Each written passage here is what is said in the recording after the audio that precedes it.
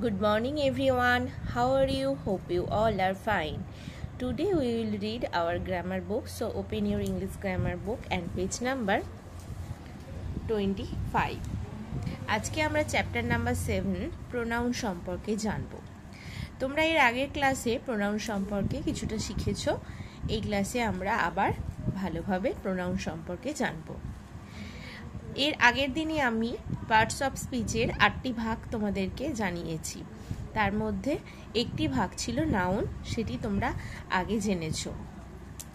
Parts of স্পিচের 8টি ভাগের মধ্যে আরেকটি ভাগ হচ্ছে প্রোনাউন, যেটি সম্পর্কে আমরা এখন জানব।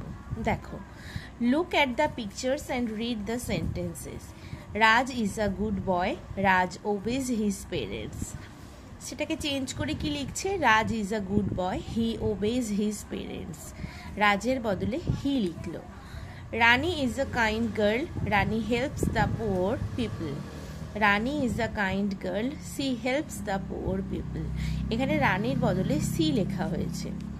The mango is ripe, the mango tasted delicious. The mango is ripe, it tasted delicious. এখানে ম্যাঙ্গোর পরিবর্তে ইট বসানো হয়েছে। এখানে দেখো, প্রত্যেকটি নাউন মানে রাজ, রানী, ম্যাঙ্গো, এগুলো সব কি এক একটি নাউন। এইগুলোর পরিবর্তে অন্য অন্য ওয়ার্ড বসানো হয়েছে। যেমন রাজের পরিবর্তে হি, রানীর পরিবর্তে সি, ম্যাঙ্গোর পরিবর্তে ইট। অর্থাৎ সোজা ভাষায় বলতে গেলে নাউনের পরিবর্তে আমরা যে ওয়ার্ড বা শব্দ ব্যবহার করে থাকি তাই হচ্ছে প্রোনাউন। বাংলায় তোমরা সর্বনাম পড়েছো, তাই ইংলিশে হচ্ছে প্রোনাউন। অর্থাৎ বিশেষ্য বা নাউনের পরিবর্তে যে শব্দ আমরা ব্যবহার করে থাকি তাই হচ্ছে প্রোনাউন। দেখো, a word that is used in place of a noun is called a pronoun. Pronoun হচ্ছে এমন একটি শব্দ যেটি নাউনের পরিবর্তে ব্যবহৃত হয়, নাউনের জায়গায় ব্যবহৃত হয়।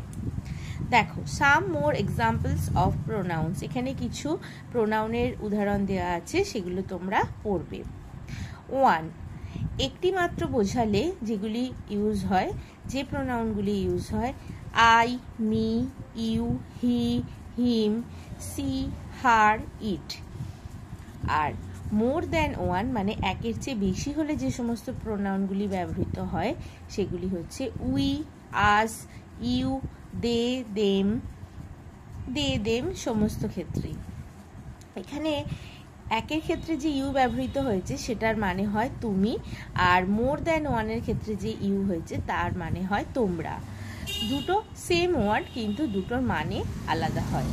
তো তোমরা একটু ভালো করে এই প্রোনাউনগুলো পড়ে রাখবে, মানে কোনগুলো প্রোনাউন হয় সেগুলো একটু ধারণা করে রাখবে। দেখো, the pronoun you is used for both one person and more than one person.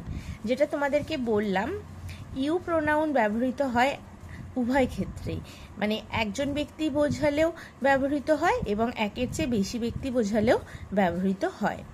R the pronoun it is used for animals and things.